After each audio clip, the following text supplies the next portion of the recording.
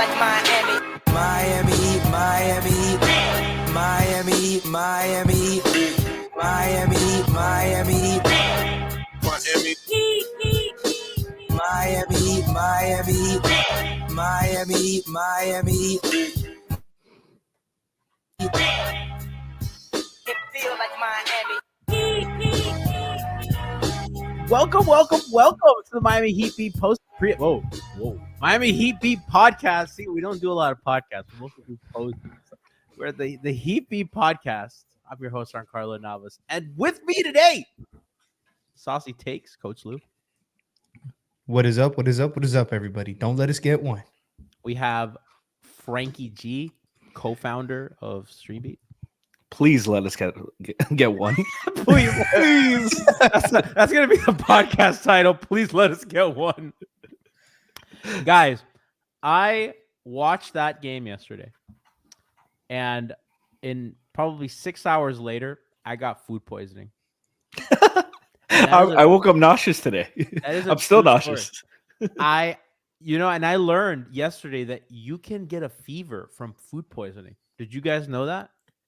Unfortunately, from experience. Yeah, I felt queasy on my tummy, and I felt sick, and I got a fever, and I was wondering if it was the shellfish I ate, or if it was watching the Heat continually double Celtics and it not work.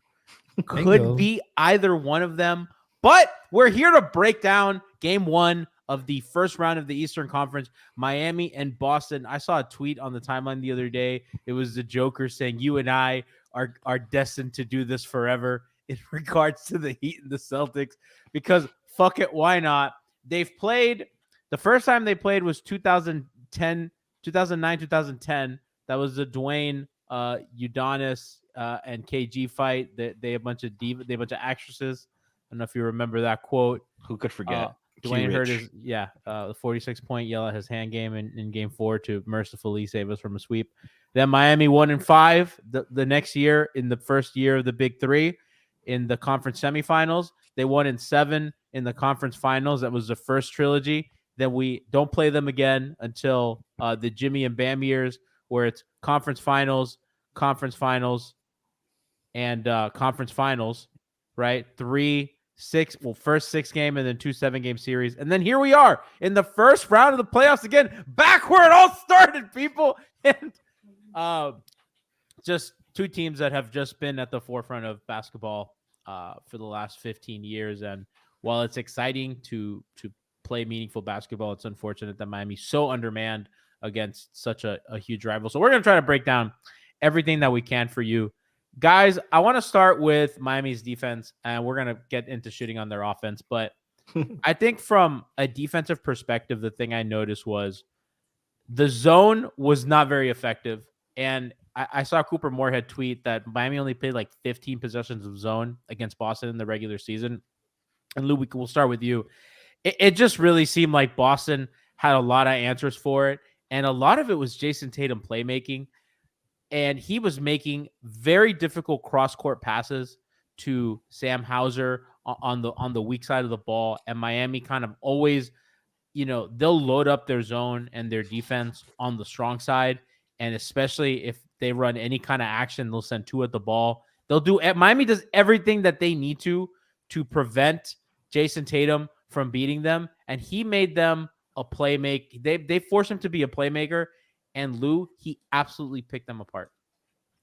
Yeah, a lot of credit to Tatum for doing that. But now we got to keep it real. I mean, he did not have these passes. They're cross court, like from like one corner to the other through traffic.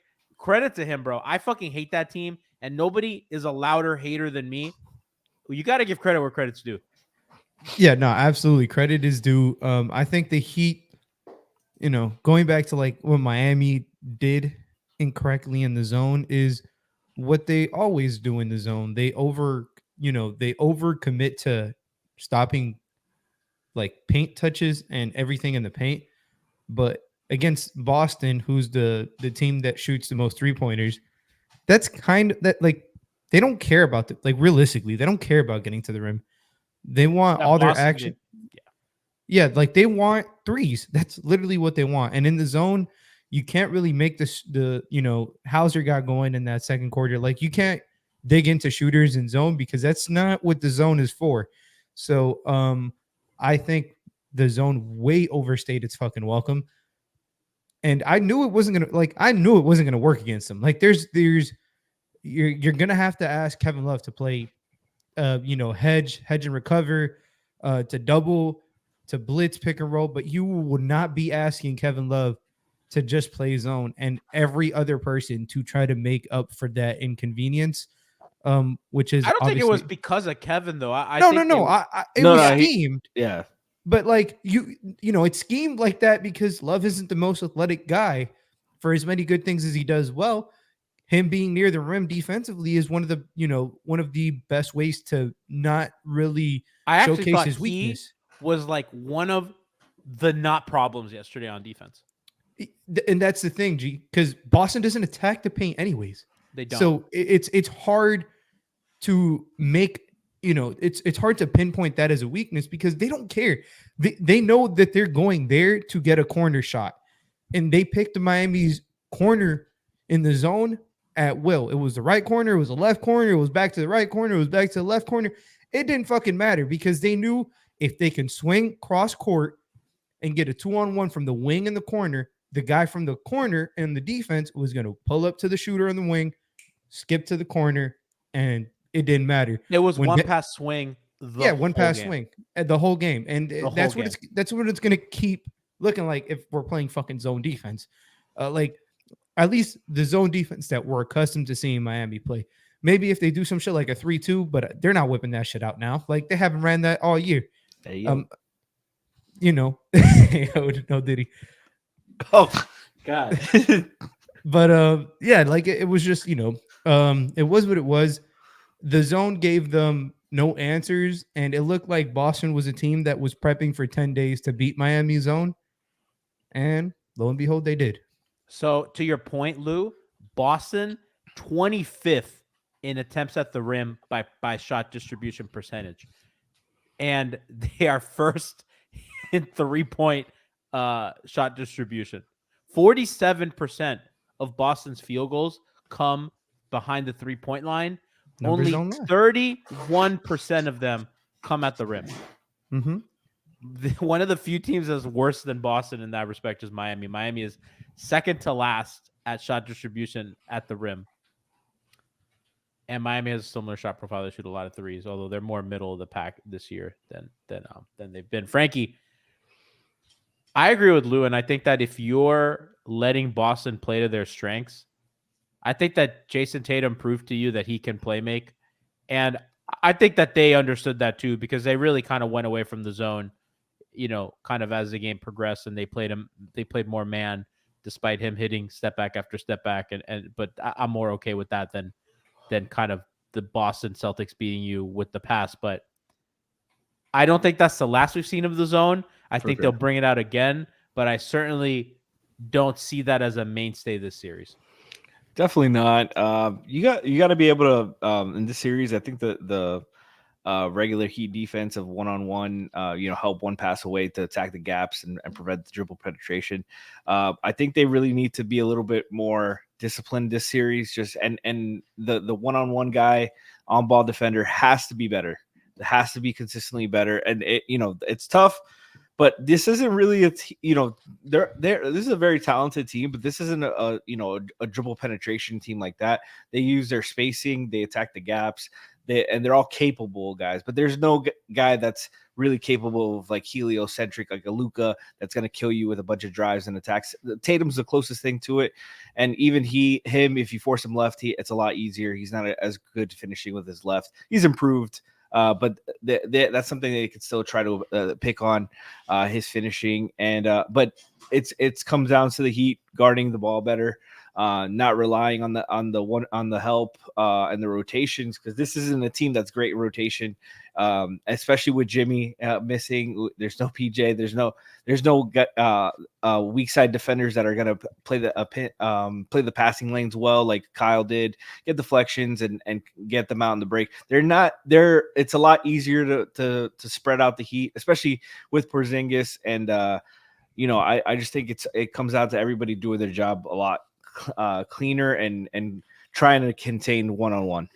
So I don't disagree with like what you're saying about the one-on-one containment.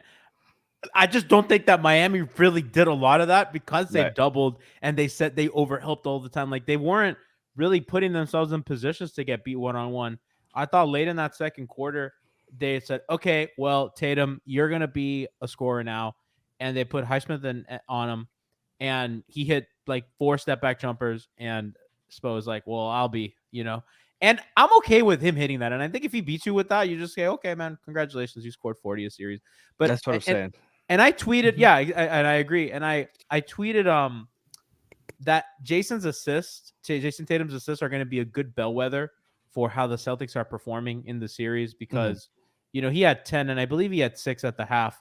And to me, that's an indicator of, okay, like, well, they're schmoovin', because like Miami's just setting 2. There was a possession early on in the game where Tatum is posting up Caleb Martin, and Miami sent help, and I'm like, what?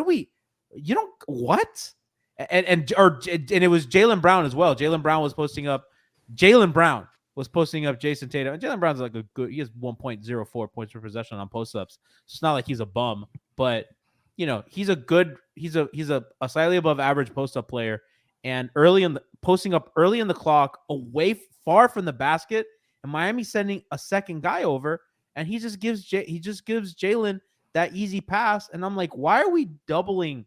Why was that the game plan off the rip? Shouldn't you? I understand wanting them to force turnovers, and maybe that's the thinking, Lou, that Eric Spoelstra's like, hey, we're going to need to force turnovers because we just really can't win without kind of like mucking this up and making it gimmicky. So we're going to double. We're going to send a lot of bodies.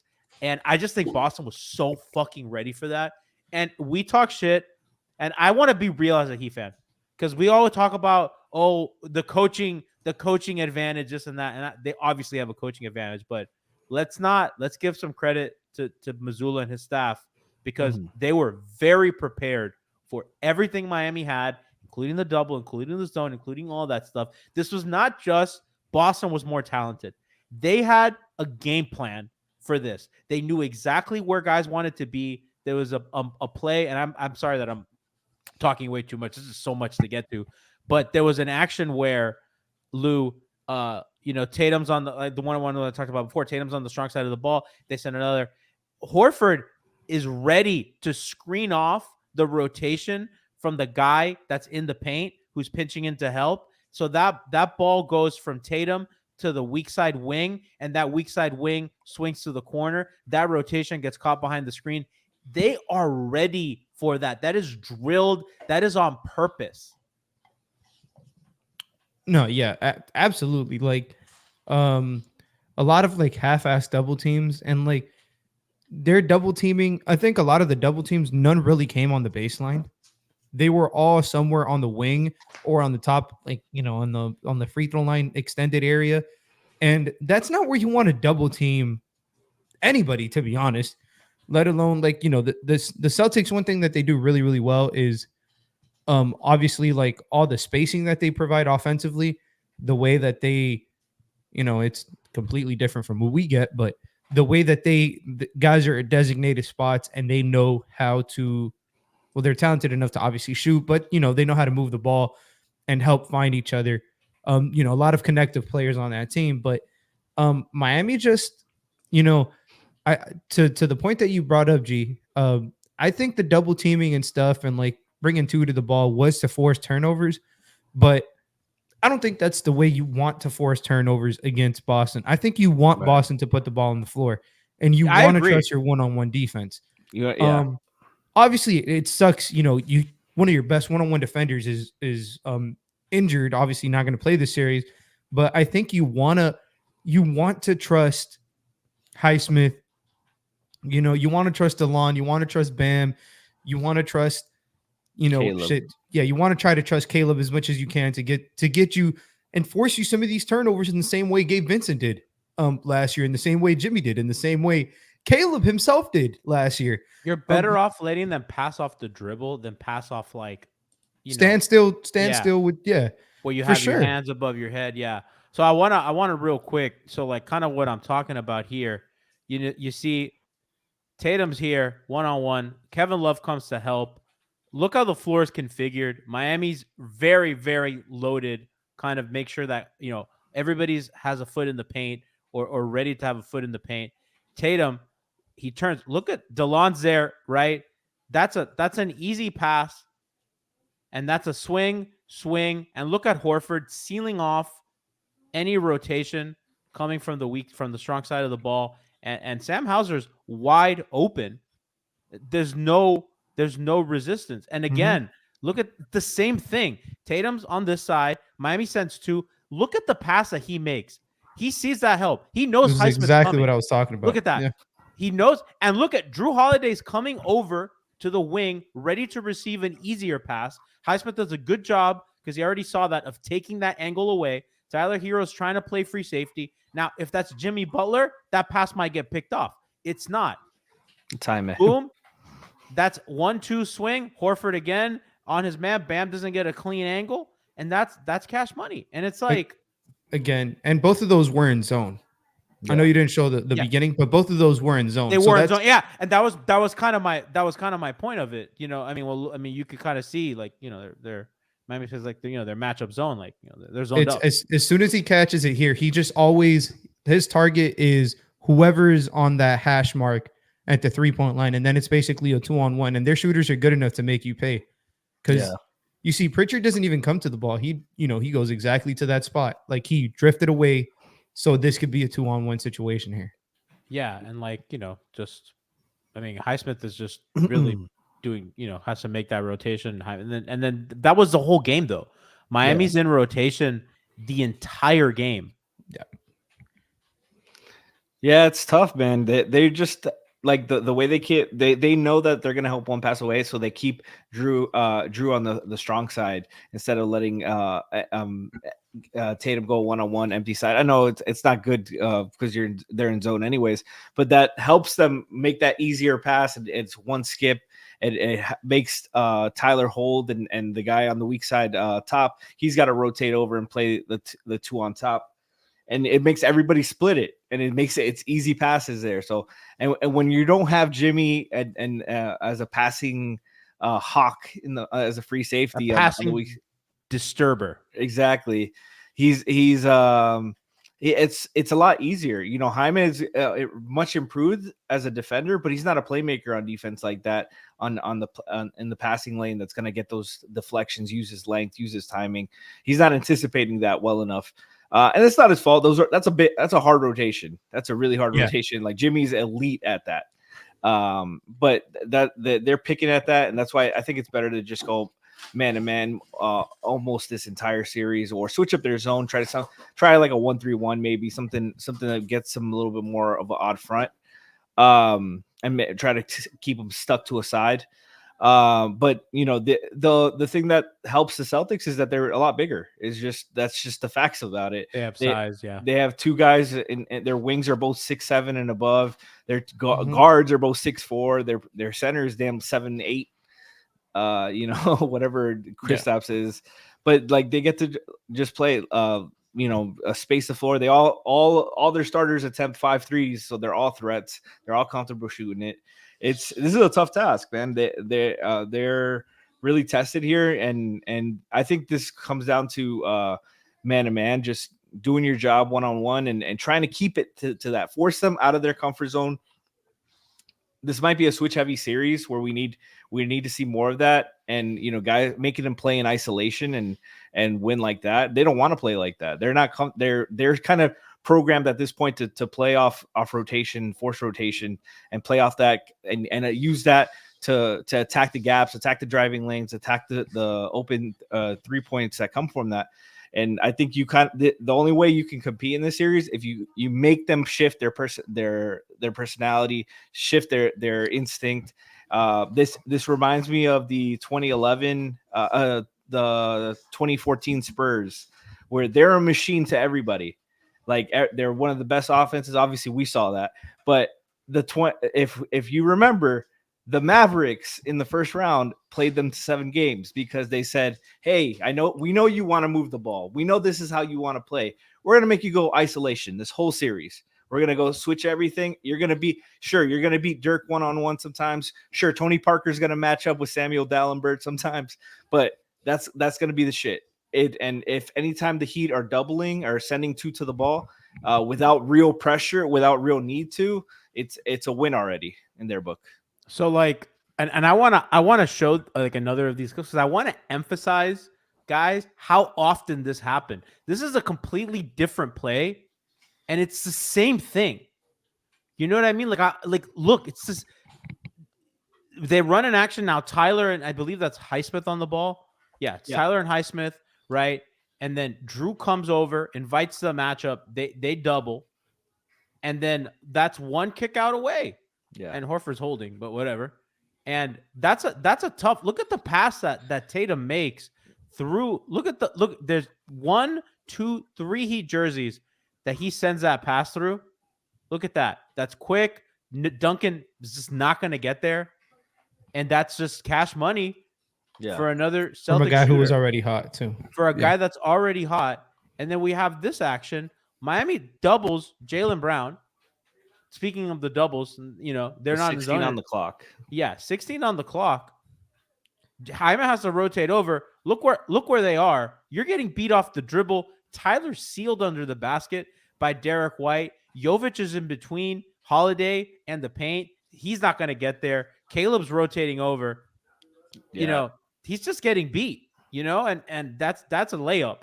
And those are the layups you don't want to give off these guys that are attacking a bent defense because look at where Jaime helps from. Bam comes over. Jaime does not have the angle on Tatum. Jaime's coming from Holiday, and now Jovic has to defend Porzingis and Drew Holiday. Nobody's in the right place. Right. Yeah. And Porzingis leaks to the corner anyway. So if Miami's help does come in time and Tatum can kind of wrap baseline, that's an open pass to another shooter in the corner or a swing to Holiday. So it's really just no wins for Miami all over the place defensively. Yeah, that's a play where Caleb has to step up and take a charge right there. Yep. But he turns his back to the ball and gets cooked. Jaime, you know who would? Yeah, you know who would. Running to his rotation there, like G said. But the biggest point there was they doubled with 16 seconds left on the shot clock, and not a guy who picked up his dribble yet. And it's because they don't respect They don't respect Jaylen Brown, and they think, okay, well, we're gonna try to force a turnover. That's what I think, at least. That's what. Yeah, that's most likely. But they're making the game so simplified that even if he's not a good passer, like their spacing and their timeliness, like they're hitting on all cylinders. So you credit to Boston for doing that. But like Miami needs to, again, everybody knows the left hand jokes, whatever.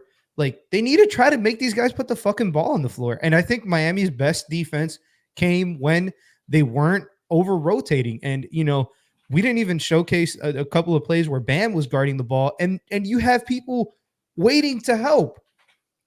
If Bam is going to be out there guarding on the perimeter, like he's entrusted to, and like he's proven that he can, bro, there's no reason you should be paying attention when the ball goes up so you can grab a rebound. That's what you should be. You should not be trying to double from one pass away, like little things like that. This series is going to be tough for them to They're win. preemptively doubling. So let's take a little look at when they run single coverage here. So Tatum has the ball. They run pick and roll. That is not the play that I wanted. No, no, that's zone. Yeah, so you already know how this ends. Yeah, well, we can run the whole thing. I actually kind of like this defensive possession from Miami. So the Celtics run a high pick and roll here. And I think what you like about it is the fact that they didn't shoot a three. Like they drove in, and that's a good. So Tatum not really given much here. Passes the ball. Holiday tries to drive in, because Holiday's probably the weakest shooter in the lineup right now between Tatum, Horford, Porzingis, and Peyton Pritchard. And I'm okay with Holiday shooting threes. He drives into the lane. Great rotation by Kevin Love. A lot of Heat jerseys. Now you're forcing Horford to take a floater, and he's not a short roll passer either. So that's actually like a good possession of zone for them. Yeah, on a regular possession, Horford would have gone to the weak side wing and got a kick out, and it would have been another 3. Yeah, no, I'm not a fan of the zone here either. I think look how easy that drive was. It looked a lot like against Philly in the second half. Yeah, where they were but Philly catching was it. doing it with speed. Yeah, so is no, Drew because Holiday it here was is getting Buddy Hield downhill. too. Buddy Hield, but 2 were driving against it early. I just think that- that they met him like Kevin Love gets to the spot. You know what I Yeah. mean? Like he's Yeah, there. yeah, it was no. good. Like, It was Love good. makes the It's rotation. it's better than the first 4 possessions you showed us. For sure. However, you're it's not losing sustainable. to this too. Yeah, because this is if that's Jaylen Brown who catches that ball, he's going up and it's a foul. Yeah, he's going up, or he can make a pass off the dribble. The Mhm. actual play I wanted to show when they're in man was this possession. Why are none of the plays that I'm asking for coming? I keep uploading the wrong one. What's going on here? Let him cook. Yeah. So regardless, their man coverage was okay. I think this should be it. Why is it not? Okay. Well, regardless, never mind. I have a clip of man, but it's not there. So, well, that totally discombobulated us. But yeah, I thought their man was good. I thought that they got exactly the kinds of possessions that you wanted, especially when they weren't doubling. And I thought they kind of had to do the thing where they load up on the ball like they do against Embiid without doubling. So here's the actual action where look at Tatum on Highsmith, the matchup you want, right? Look at Duncan shading over, ready to help. Look at DeLon. He's not totally committing, but he's there if Tatum's going to do a spin to that side, as Duncan is. Everybody's guarding your yard. Tatum actually doesn't really have a pass to Pritchard in the corner. That's it. That's in between Bam, which is going to be really tough. And that's one easy rotation for Tyler to make. Yeah. And listen, they comes over. Look at great flash by Duncan. That's a tough shot. You live with He that. just hits that. You just live with that. And he's a superstar, bro. He's gonna hit those shots. And if he beats you on a consistent diet of that, look at the wall, bro. There's no line to the rim. That's the kind of stuff. That's how you want to limit stuff to the rim. You want to guard your yard without kind of over rotating. They just load up.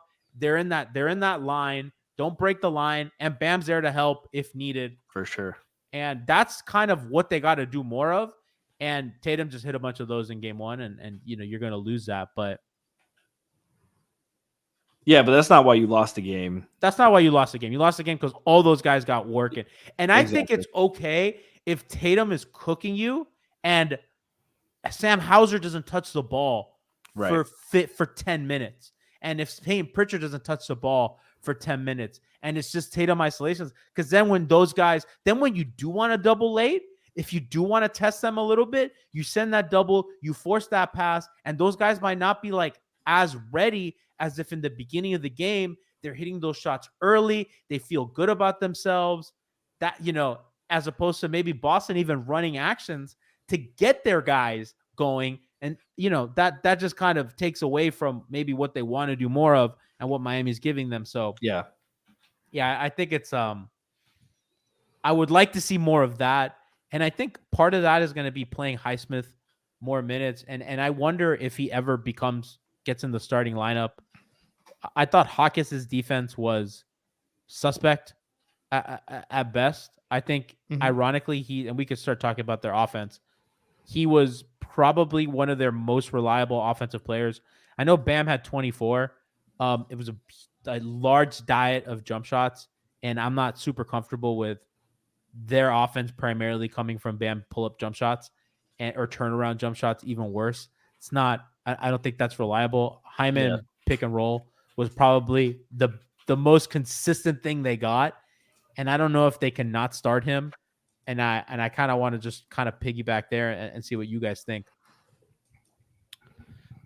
Yeah, no. Jaime was, Bam had, and I think I said it at the time, like, this is probably the best shot making game you're getting from Bam all series. I certainly hope not. I hope not, but realistically, like he was giving him fits. He got to his spots. He was feeling comfortable. He was making the tough jumpers. But Jaime was probably the only one who was actually able to get all the way to the rim. So that was like the closest thing that they had to some sort of rim pressure. So yeah, he on that end particularly, he's not expendable whatsoever. Like, you need him because he's the only one who can put some kind of pressure to bend the defense. You're kind of hoping Tyler can do some of that, but we'll get to that. And you're kind of hoping maybe Caleb can do some of that, but we've seen who Caleb is at this point this season. So it's settling for a lot of tough jumpers and stuff. Jaime, though, again, it's impressive for somebody this young against a defense and a team this talented, a team that, in theory has a lot of pieces to throw at him, that he still looked so composed and was able, I don't want to say comfortable because not every look was comfortable, but he never felt rushed. He never felt uncomfortable, which is, a great sign for them. But how much can you lean on him? That's the question. Like, For sure. Yeah, he's he doesn't have the matchups to like hunt like he usually would. Like, I guess like Pritchard would be the best option, but even Pritchard's a pretty like good defender, and he battles out there. He doesn't get like easily bodied like that, and they have so much length to throw it and helps that it would really test him in the post. And he still found a way to like attack gaps, attack early. One of his best drives was in like secondary transition, just being aggressive and not letting them set their defense, and got right to the rim. And he gets some easy buckets. I think the true test will be, how much is thrown on his plate. He had he was second on the team in field goals. But that's going to be needed. He wasn't, and I think they need him to get some more contact and get to the line a little bit more. He's one of the guys that I trust getting to fouled and getting to the line. We need some more from Kevin as well. I think 13 minutes for Kevin was way too low. He's got to be a 20 to 25. I was talking to some of people I know that are Celtic fans, and they're like, "Why is Love not playing more?" And I just think that they're a little scared of playing him and Bam together. I don't get why. Like, if you the trust Celtics Nico, didn't play a lot of two bigs, but that's fine. Like, if you trust Nico and Bam, like I thought Nico did a good job of containing.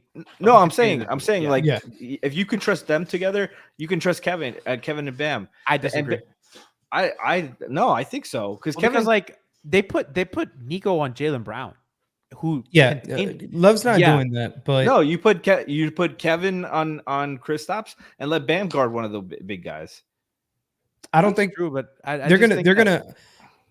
I don't know. There's no right answers. This is like we're trying to solve. You need like, what do you get from the Kevin wrong Love piece playing more than Nico?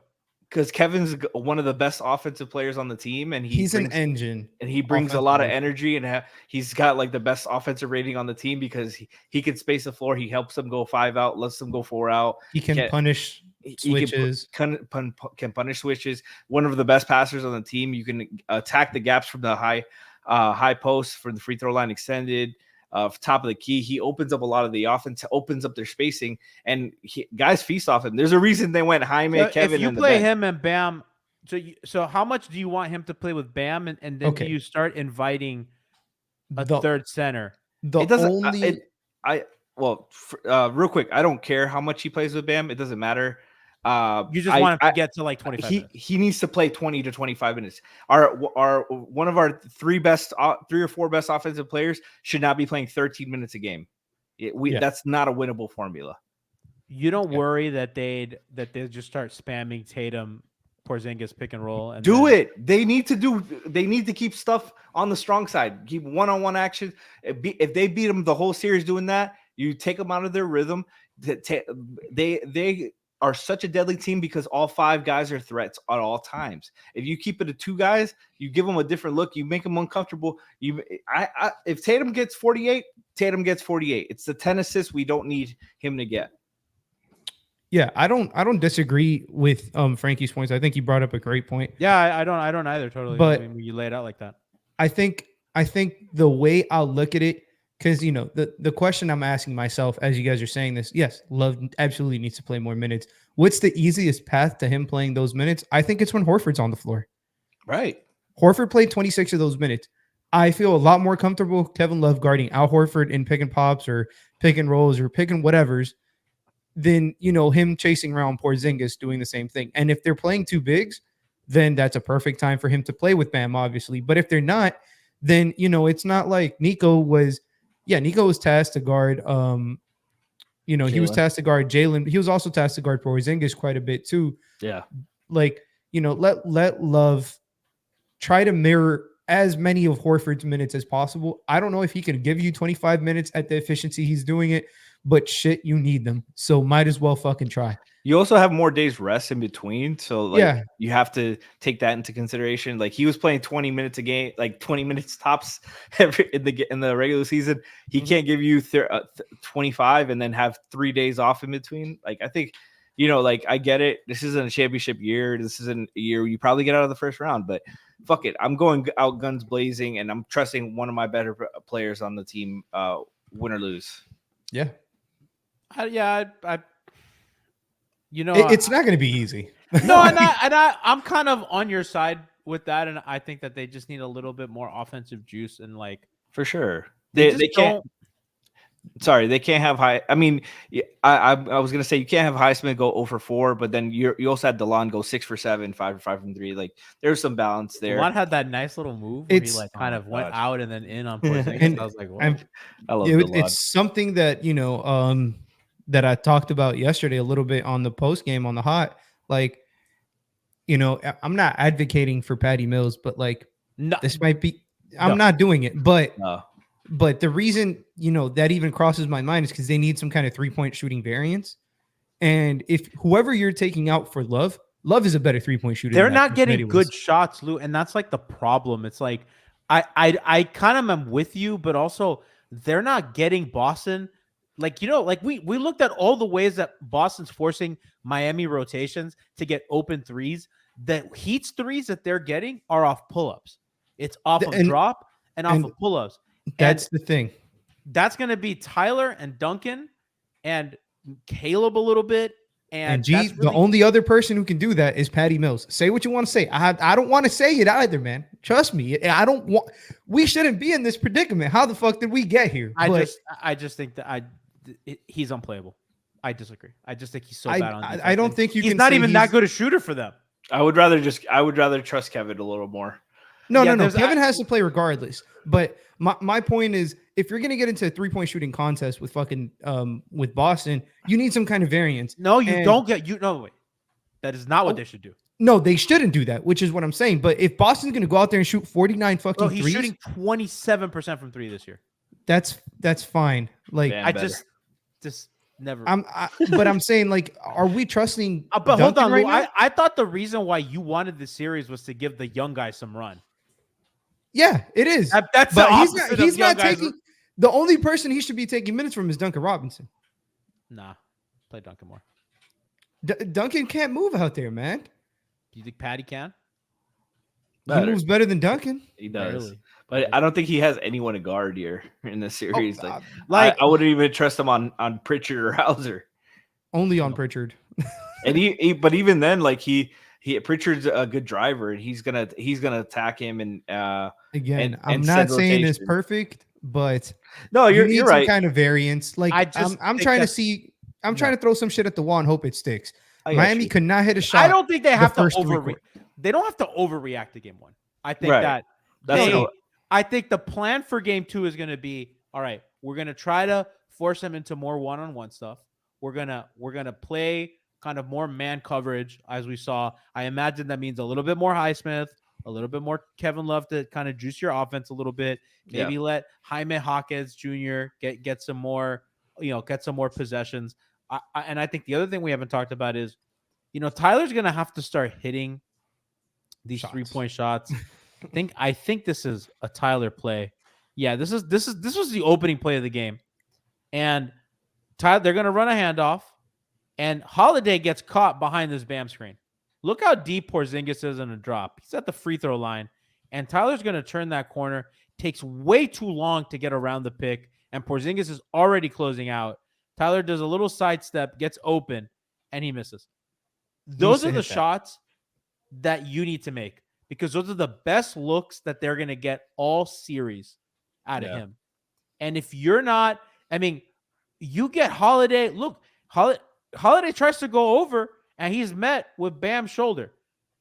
Your screener did a great job.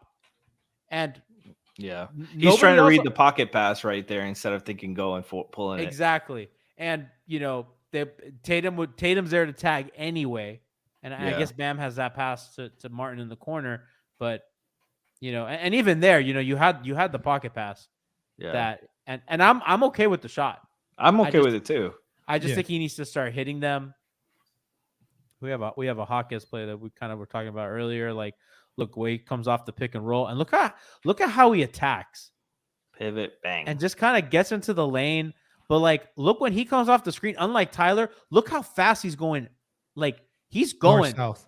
Jalen doesn't have the angle. And look, Porzingis is at the free throw line. Holiday comes to stunt, unfazed, stop, turn, gets a little space, oversized. And by the way, what I love about this, if he misses, because Porzingis comes over, Bam is the only one under the rim to offensive rebound because he forced that big man help. He was ready to tip dunk. He's ready to go. And then play the beginning of it. Of the other one? The last one, yeah. But look how Jaime does such a good job making sure his man gets screened. He jams him at the line right there. Boom, and then good screen by Nico. Yeah, throws his ass back like UD. That's how you set your man up, and you got to be physical with these defenders, man. These guys are all big. They're all gonna try to be physical and try to punk you. And Jaime wasn't afraid of that. And that our shooters need to do a much better job. Why is Chris Quinn upset here? What is he mad at? I thought that's just his face, man. He always. Why is he shaking his head? Pissed. He's like, damn, there's a challenge we weren't gonna challenge anyways. Look at this. It's the same thing. Engaged. It's like, look, it's kind of the same thing where Hawkins comes from the corner, and he just comes up, catches the ball, little stop, and it's just immediately going downhill. Jalen's at his hip. Look, Porzingis is there, White's there. That little hesitation dribble and burst, and that's a tough finish. That's over. That is. That's over a lot. But the fact that he has the fucking, you know what I mean? Like, he's trying to go downhill and make something happen. But you look at that again. He smacks his guy first to set up the screen just to disengage him a little bit, and then he goes off and he's aggressive. Like, our guys need to be physical with them and getting open. Like, you have to get yourself open too. It's not just relying on Bam to set screens and stuff. And yeah, man. I guess, like, if you're Miami, obviously there's not like a lot of positives to take. I don't take a ton from that little fake comeback at the end. I thought they played a little bit faster. It's hard. They won the quarter. It's hard to really like find what was working for a Boston team that's up 1 million points. That's clearly not playing with the same gas. Well, I don't know. Tatum was in the game with like the whole fourth quarter to get that triple double. Yeah. Good eye on that. No, I like that. You need some variance in this. You need some 3-point variance. It's hard on the road to get that. These are usually the games your stars need to win you games.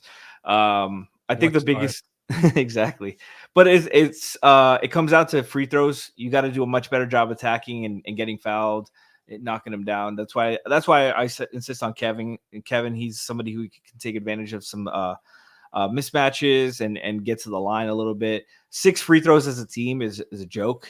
Like, it needs to be at least like 18 to have a chance. And if you're not going to get to the line, you're not going to shoot threes, you're not going to score enough because this Heat team can't get to the rim well enough.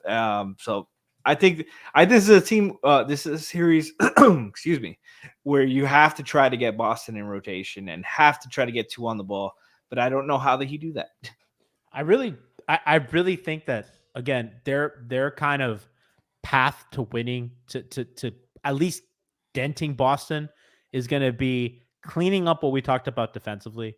And I think I think using the zone, I would actually be interested in them using the zone when Jaylen Brown is in the game without Tatum, and maybe using some zone to slow some Jalen Porzingis lineups or Jalen Al Horford lineups.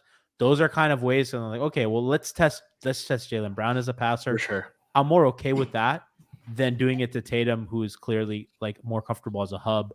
Good and idea. Forcing them to play Tatum kind of more one-on-one and kind of doing those kind of coverages that we looked at, even that, force those kind of tough looks or force them to put the ball on the floor and send help that way.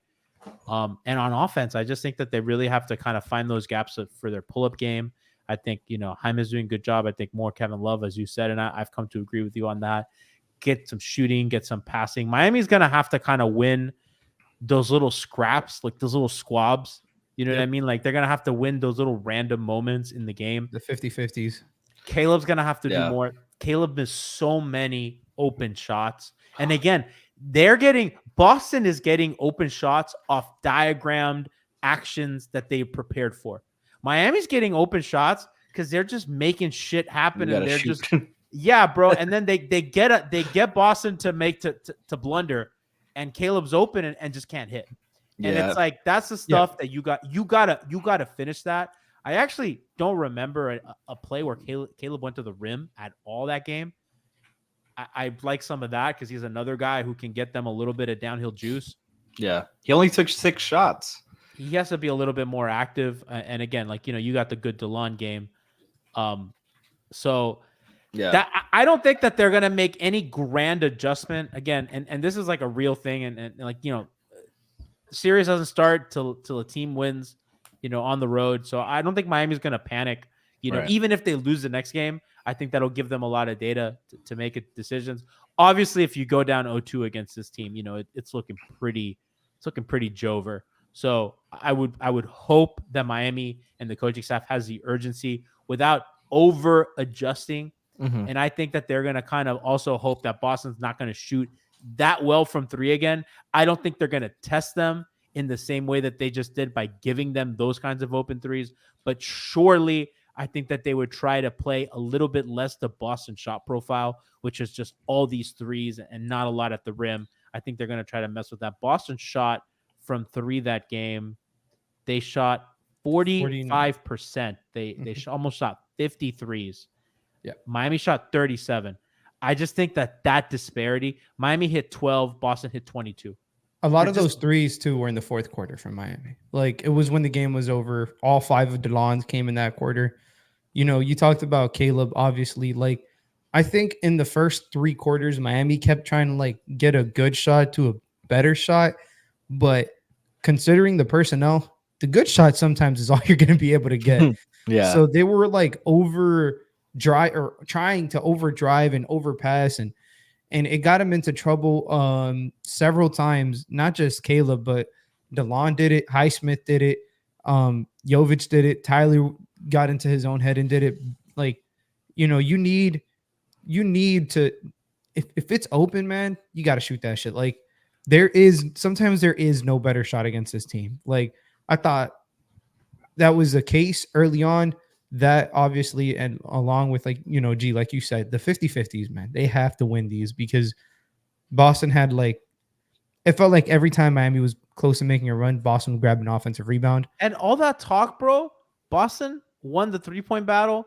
Boston turned the ball over only one more time than Miami, only 10 turnovers. So you talk about like 50-50 balls and effort shit. Like, you got to win that. The rebounding battle, kind of going to all that point.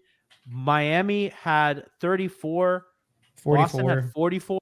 So it's like you're losing 10 offensive rebounds. Yeah, you're losing all those statistical categories that you talk about. 50, and you gotta win that. You are outmatched. Yeah, you don't have the luxury. Boston can lose those categories and still win. You cannot lose threes, rebounds, and win turnovers by +1 and think you have the formula. Absolutely not. You got outscored by 30 at the 3-point line. Yep. Lost the just- game by 20. And you're just not gonna win. So hopefully, you have and by the way, Tyler, they're gonna need you. It's not a series for you. I don't really know how you're gonna find your points other than pull-ups, because the way Peyton Pritchard defended you, I was impressed, and I don't like that guy. But I mean, he does a good job on you because he's a very good screen navigator. And listen, Miami went to find that matchup a lot. They're like, where can we find Peyton Pritchard? And that was the weakest link. He's not that easy, of a weak link. And they went at him and they got some good Not stuff. for Tyler, at least. Not for Tyler. He is small, and that's the thing without Jimmy. You lose a guy that can go out a matchup and win it for you. Yeah. Because they And don't have Terry. a guy that can do that. And you're missing Terry too, who's another threat that you have to respect on the floor. The Heat don't have guys that they're expected, like their Celtics are afraid of beating them off the dribble. This is more of a Terry series than it would have been a Tyler series. Yeah, he can handle the physicality a little better. He's like 20 pounds heavier, stronger. He's just faster. He gets to the rim. Yeah. Even his finishing is awful, but finishing's awful. Although I think, if I remember, his finishing really improved toward the end here. I have the numbers. feels like it did. I mean, he still shot 55% at the rim's really awful. I mean, it was like 40% before, right? It was something. It was something bad. Yeah, man. Like Tyler needs to get going. I think working, trying to play more off ball, trying to be more decisive, like you said, like you showed on the initial play. He needs to find his little gaps. And this isn't a heliocentric Tyler. This isn't a Tyler dominate the ball series. It can't be. He doesn't have the skill for that. He doesn't have the skill to match up with Boston like that. But he can find his points in different ways. In the shooting, he's got to be a willing shooter, be aggressive at 3. I know he went 3 for 9 from deep, but he's got to do a little better there. We need a hot series from him, and he needs to attack the gaps more. I don't mind the 2-pointers, the pull up jumpers from him this series, as long as they're open. Like there was one where he late where he I think it was against Peyton or White. I don't remember. It was still White either way. He rejected a screen, but it looked predetermined, and the guy got a great contest and smothered it. And that's where Tyler just has to play. Like he can't be predetermining this series. Boston's way too big, way too talented, way too physical to do that. He's got to play, be aggressive, set his man up, use the screens and attack. Just play your game and make quick reads. That's something he's struggled with, but that's why it's great. He's getting the reps. I was talking to this about with Tiff. Tyler's basically a rookie when it comes. This is his first like real playoff atmosphere because the bubble there was no crowds. He struggled against the Bucks. He struggled against the Hawks, and then he was injured the rest of the playoffs runs. So like this is his real first chance to go at it for a series, and so this is great for him either way. No matter how it goes, he's got to adjust and go to game to game, and to have to do it against Drew, Derek White, 2 first-team all defenders. Talent, like it's awesome for him either way. So for Lou, you have anything to close this out with, or No, yeah, I can't agree anymore with you guys. Like, talk about heliocentric. All three of Tyler's 3-pointers came off of like ball swings, catch and shoot threes.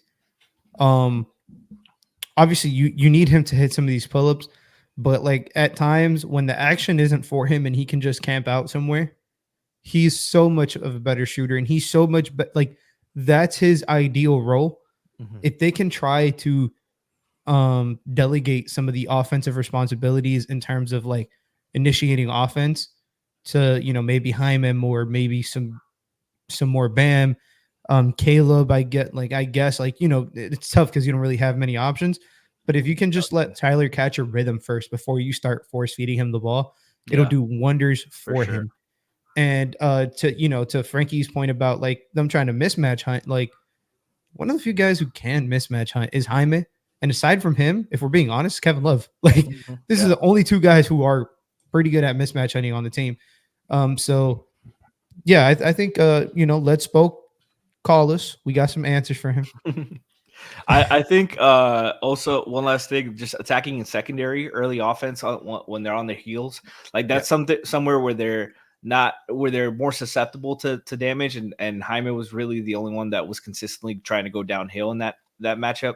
I feel that's where they need to really try to go the Tyler Bam pick and roll, because they are deadly in secondary transition. That's where Tyler gets most of his lobs to Bam, is in secondary when it's right away. I think that's good for Nico too. I think like just 100%. kind of, I think getting Nico a little bit more involved in the offense. Like we talked about all these things. And by the way, like I thought Nico, and I mentioned it earlier in the show, I thought survived on defense. And I think that if you have a guy that can survive, I think you got to find some minutes for him to kind of help you create. But he was not, he did not get many pick and roll reps. And I just think he needs a few more of them. Yeah. Try to get them to try to force early switches and try to move the ball and get them scrambling. That's what you need to do. And I thought Miami did a good job as the game progressed of like, okay, well, we're not gonna run big. We're not gonna run like small big stuff. We're gonna try to run like wing, guard. I just think that a lot of those switches are losing for you. So I think the guy who gave you winning switches was Jimmy, right? Yeah. You don't have that, because like if you run, they would run like Drew's, like they put Drew and Derek White in an action, or Drew and Peyton Pritchard in an action, and it's like, okay, Caleb's your ball handler, or Tyler's your ball handler, and it's like you're not really getting a winning matchup out of that, right? But I guess it's okay. So like I agree with like your point on the switching, but really like what do you want? You want, because they're not going to switch Porzingis onto Herro, and that might be like one of the ones that you get. They're just going to drop him, and I think they get good stuff off of his drop. So. Well, I mean it more so like when they play with Jimmy, they're trying to get switches so he can attack and he can force two to the ball and he can get to the line and get to the cup.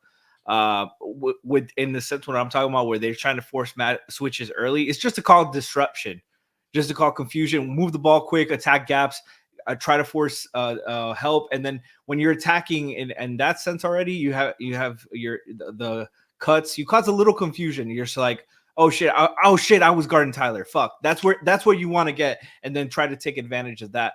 Just subtle confusion, like just little pin downs. All right, we'll switch that. That's fine. All right, we'll do it again. Keep going. Keep moving the ball. The ball needs to swing side to side 2 or 3 times every possession. If it's not an early, secondary transition attack to the rim, like they need to cause some disruption in some ways to get the littlest, tiniest advantage, and hope for that he can shoot well enough and attack the gaps and finish well enough to make him pay. For sure. So hopefully we will, we have hangover time on Wednesday for you guys this week. Shout out to Hot coming back. We may be on tomorrow. If I get a guest, I'll be on tomorrow and we'll break down more of the game. If not, see you Wednesday. I don't think you want to hear me ramble for another day. I did not talk about Brian Scalabrine today. Don't give a fuck about what that guy says. And I think anybody platforming him is ridiculous. I love you, Dan, and I love you, Levitard Show, but giving that guy a platform to speak, insane. I just don't care about that guy, and you guys shouldn't either. So fuck him. Go to hell. I mean, just insinuating Spo's dirty is insane, bro. Like, what? Grow up. Grow up. I saw somebody say this: Spo won't even foul up 3, and you think he's gonna send a hit out? For real. He does everything the hard way. Like, why the fuck would he want to injure somebody to make the game easier? That's not you think he sent somebody that's not Caleb? You think he put like Thomas Bryant or something? Hold on. You know what Spo is? Spo is Goku. Spo is like, take the sensu bean, reheal. I want to beat you at your best. Spo's a fucking sicko. Literally. Like, Spo, not that he wanted us to get injured. Spo, it would hurt Spo more if one of their best players got hurt as opposed to Jimmy would be out and like Tatum like sprains an ankle. Spo would give Tatum a sensu bean, and he'd give it to Caleb. He'd give it to Tatum before Jimmy. He's like, I want this at my most difficult. That's what I need. This I need to test. The worst myself. Part is Spo's probably fucking loving. Spo probably got to watching film today, and he's like, yes, it's a mess. Alive. It's a mess.